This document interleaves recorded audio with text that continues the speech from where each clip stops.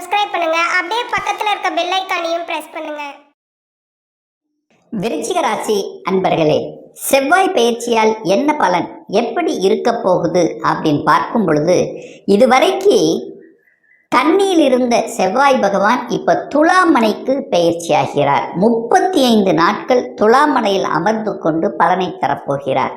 இந்த செவ்வாய் பகவான் இந்த விருச்சிக ராசி அன்பர்களுக்கு யாரு அப்படின்னா, ராசி அதிபதி, அதே சமயத்தில் 6க்குரியவன், கடன் நோய் எதிர்ப்பு பகையை தரக்கூடியவனும் அதே செவ்வாய் பகவான் தான். அந்த செவ்வாய் பகவான் இப்போ உங்க ராசிக்கு 12ஆம் இடம் என்று சொல்லக்கூடிய விரயஸ்தானத்தில் அமர்ந்து கொண்டு 35 நாட்கள் பலன். சரி, என்ன பலன் தரப்போகுது? முதல் பலன் என்ன அப்படின்னா, வேலை இல்லாத விருச்சிக ராசி என்பவர்களுக்கு வேலையை தரப்போகிறது. யாரெல்லாம் இந்த மாதம் எனக்கு வேலையில் இல்லை சார், நான் வேலை தேடிட்டு இருக்கிறேன், வேலை கிடைக்குமா என்று கேள்வி கேட்கக்கூடிய அத்துணை விருச்சிக ராசி என்பவர்களுக்கும் முதலில் கிடைக்கக்கூடிய ஒரு பலன் அப்படின்னா வேலை கிடைக்கும். ஏன் வேலை கிடைக்கும்னா, 6ஆம் இடம் என்பது வேலையை குறிக்கக்கூடிய இடம். அந்த 6ஆம் இடத்து அதிபதி 6ஆம் இடத்தை பார்த்து வலுப்படுத்துகிறது. தன் வீட்டை தானே பார்த்து வலுப்படுத்துகின்ற அமைப்பு. அங்கே 6ஆம் இடம் என்பது வேலையை குறிக்கிறதுனால நிச்சயமாக வேலை கிடைக்கும்ங்கிறதுல எந்தவித மாற்று கருத்தும் கிடையாது. அடுத்த ஒரு நல்ல விஷயம் அப்படின்னா, 6ஆம் இடத்தில் என்ன இருக்குன்னா, நோய் ஸ்தானம் 6ஆம் இடத்தில் இருக்கு. ஹெல்த்தில் ஏதாவது ஒரு பிரச்சனை என்று இருக்கக்கூடிய இந்த விருச்சிக ராசி அன்பர்களுக்கு அந்த ஹெல்த் பிரச்சனையை சரி செய்யக்கூடிய சந்தர்ப்ப சூழ்நிலைகளை உருவாக்கும். இது வரைக்கும் ஹெல்த்தில் எதுவுமே இல்லைன்னா கூட இப்போ ஒரு செக் பண்ணிக்கலாம், ஒரு மாஸ்டர் செக்கப் பண்ணிக்கலாம் அப்படிங்கிற எண்ண ஓட்டத்தை தூண்டும். அல்லது ஏற்கனவே ஹெல்த்தால் பாதிக்கப்பட்டிருந்தவர்களுக்கெல்லாம் இந்த காலகட்டம், இந்த 35 நாட்களில் நல்ல ஒரு ஆஸ்பத்திரி, நல்ல டாக்டர் அமைந்து நல்லவர்களுடைய துணையோட உங்களுடைய ட்ரீட்மெண்ட் கொடுத்து சரி செய்யக்கூடிய சந்தர்ப்ப சூழ்நிலைகளை உருவாக்கக்கூடிய ஒரு காலகட்டமாக இந்த விருச்சிகத்துக்கு நிச்சயமாக அமையும். கடன் கிடைக்குங்க. அதாவது கடனுக்குள்ள போகக்கூடிய சந்தர்ப்ப சூழ்நிலைகளை உங்களுக்கு உருவாக்கிடும். எதுக்காக நம்ம கடன் போகிறோம்? ஒரு வீடு வாங்குறதுக்கு ஒரு கடனுக்கு போகலாம், ஒரு வண்டி வாகனம் வாங்குவதற்கு ஒரு கடன். அப்போ கடன் கேட்ட இடத்தில் கடன் கிடைக்கும், அதுதான் முக்கியம். கடன் நீங்கள் எங்கே கேட்டாலும் கிடைக்கும். வங்கியில் கேட்டால் கிடைக்கும், யாருக்கிட்ட கேட்டிங்கன்னா கிடைக்கும். ஆனால் ஒன்று, கடன் தன்னுடைய கெப்பாசிட்டிக்கு மேலே போகக்கூடாது. ஏன்னா கடனை வளர்த்துவதற்கு ரெடியாக இருக்குது. ஏன்னா 6ஆம் இடத்தை பார்க்குறதில்ல, 6ஆம் இடம் வலுப்பெறுகிறது அல்லவா, அப்போ கடன் வலுப்பெறுகிறதுன்னு அர்த்தம். ஸோ இந்த இடத்துல தான் நீங்கள் கவனமாக இருக்கணும். கடன் தன்னுடைய கெப்பாசிட்டிக்கு மேலே போகக்கூடாது அப்படிங்கிறத. அடுத்து அந்த 6ஆம் இடம் என்பது எதிரிகளை குறிக்கக்கூடிய இடமும் அந்த தான். உங்களுக்கு நிச்சயமாக எதிரி இருப்பாங்க, இல்லைன்னா நீங்களே கிரியேட் பண்ணிக்குவீங்க.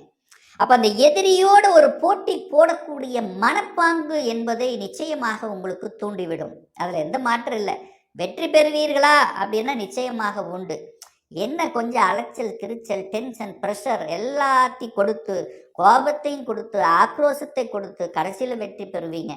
அல்லது உங்கள் எதிரிகள் உங்களை விட்டு விலகுவாங்க, இல்லை நீங்கள் அவர்களை விட்டு விலகுவீர்கள். ஸோ ஏதாவது ஒரு எதிரி அப்படிங்கிறது இதுவரைக்கும் உங்களுக்கு தெரியலன்னா கூட இப்போ காண்பிக்க வைக்கும்.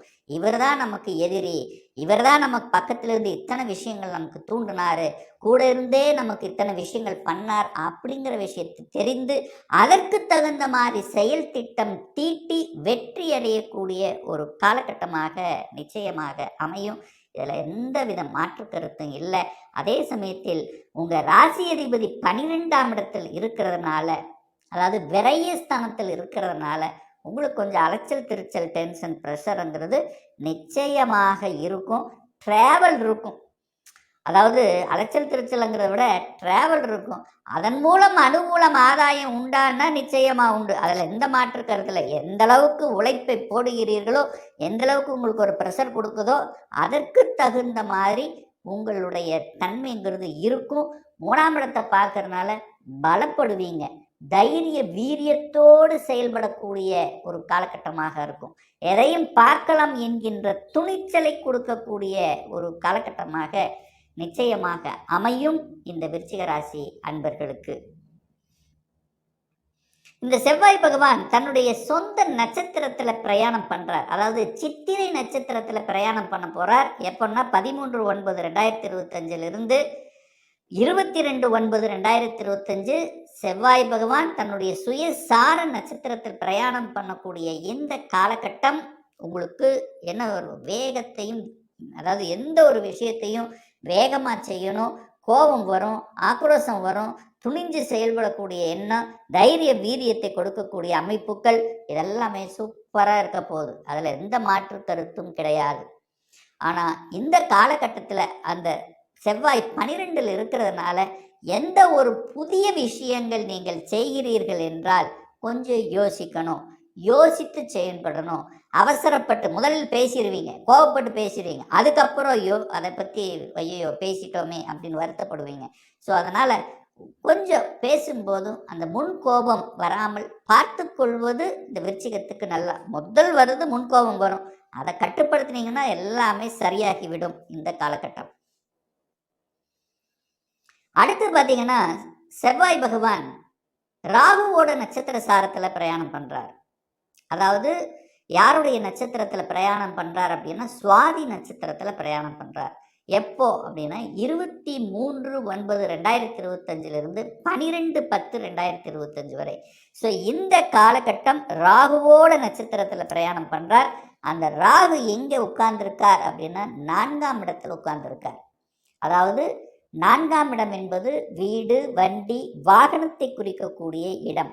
ஸோ அந்த இடத்தில் இருந்து அந்த செவ்வாய் செயல்படுகின்ற காரணத்தால், அந்த செவ்வாய் 6ஆம் இடத்தை பார்க்கறதுனால, ராகுவோட நட்சத்திரத்தில் இருக்கிறதுனால, ராகு 4ஆம் இடத்துல இருக்கிறதுனால ராகுனாலே பிரம்மாண்டமான ஒரு வீடு கட்டணும், பெரிய வீடு கட்டணும் அப்படிங்கிற எண்ணம் நிச்சயமாக இந்த விருச்சிகத்துக்கு இந்த காலகட்டத்தில் உதயமாகும். அதில் இல்லை, அதில் எந்த மாற்று கருத்து இல்லை.